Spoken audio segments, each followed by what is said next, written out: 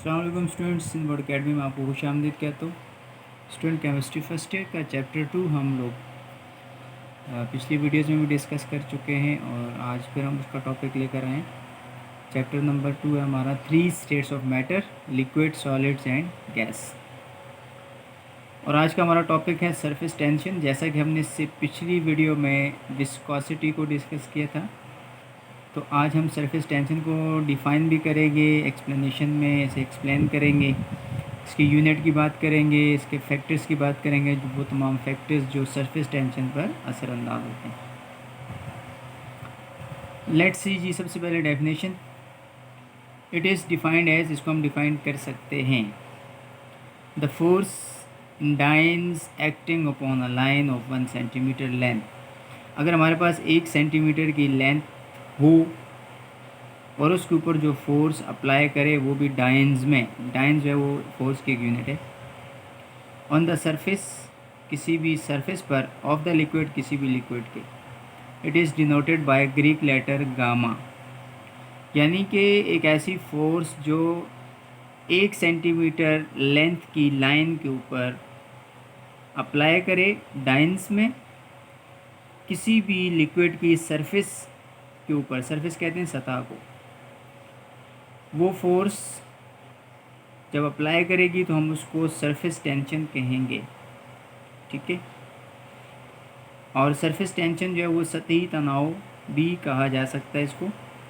It is denoted by Greek letter gamma. इसको हम Greek letter, यूनानी लफ्ज़ गामा से रिप्रेजेंट करते हैं। तो डेफिनेशन तो आपको यकीनन समझ आ गई होगी। अभी बढ़ते हैं एक्सप्लेनेशन की तरफ।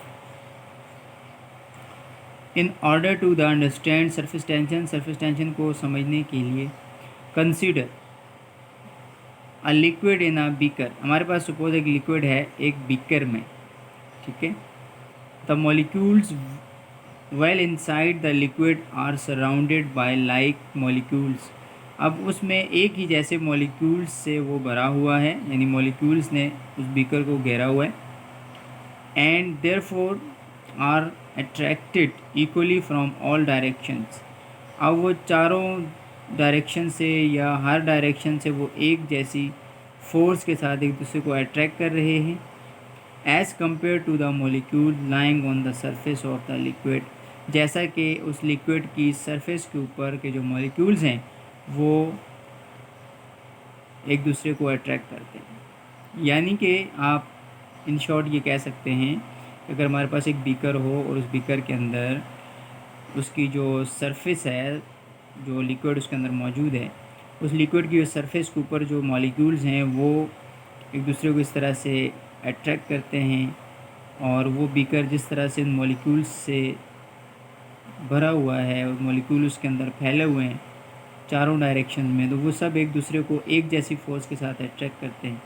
और इस अट्रैक्शन की सूरत में, अट्रैक्शन के नतीजे में उस सरफेस की जो ऊपर जो सरफेस का एरिया है, सरफेस एरिया आपका, उस लिक्विड का जो सरफेस एरिया है उसमें जो तब्दीली आती है उसको सरफेस टेंशन कहते हैं।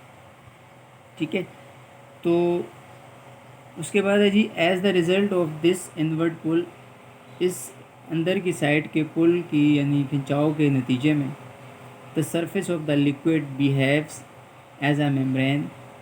तो जो लिक्विड की सरफेस है वो इस तरह से बिहेव करती है जैसे कि मेम्ब्रेन हो, tending to contract to smallest area and causing a tension on the surface of the liquid. यानी कह रहे हैं कि अब वो मॉलिक्यूल जो उस बीकर के अंदर मौजूद हैं वो जब एक दूसरे के ऊपर अप्लाई करते हैं, फोर्स लगाते हैं, तो उसकी सूरत में, उसके नतीजे में उस लिक्विड की सरफेस के ऊपर थोड़ा सा खिंचाव पैदा होता है जिसको सरफेस टेंशन कहा जाता है। इन सरफेस टेंशन के बनने की वजह ये होती है कि लिक्विड के जो मॉलिक्यूल्स हैं वो एक दूसरे के ऊपर अप्लाई करते हैं और एक दूसरे को अट्रैक्ट करते हैं, जिसकी सूरत में एक दूसरे में टकराव होता है, जिसकी सूरत में वो सारे का सारा जो इनवर्ड जो पुल है उसके नतीजे में सरफेस के ऊपर जो मॉलिक्यूल्स की जो लेयर है उसमें जो तब्दीली आती है, उसकी लेंथ में जो फोर्स अप्लाई होती है वो सरफेस टेंशन कहलाती है।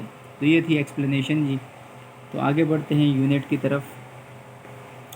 Units of surface tension. अब हम समझेंगे कि सरफेस टेंशन की क्या क्या यूनिट्स हैं, हम इसको किस तरह से मेजर कर सकते हैं। द यूनिट्स यूज्ड, जो यूनिट इस्तेमाल होते हैं आर हैं, यानी कि वो यूनिट्स जो सरफेस टेंशन को मेजर करने के लिए इस्तेमाल होते हैं वो कौन कौन से हैं जी। अर्ग पर सेंटीमीटर, अर्ग में भी हम इसको कैलकुलेट करते हैं, जबकि डाइन्स पर सेंटीमीटर में भी कैलकुलेट किया जा सकता है, यानी ये दोनों इसकी यूनिट्स हैं, डाइन्स पर सेंटीमीटर और अर्ग पर सेंटीमीटर। आगे बढ़ते हैं जी, factors on which surface tension depends. अब हम बात करेंगे कि वो कौन कौन से फैक्टर्स हैं, वो कौन कौन से अवामिल हैं जो सरफेस टेंशन के ऊपर असरअंदाज होते हैं। तो डिफरेंट फैक्टर्स होते हैं। सबसे पहला जो फैक्टर है वो है जी मॉलिक्यूलर स्ट्रक्चर ऑफ लिक्विड।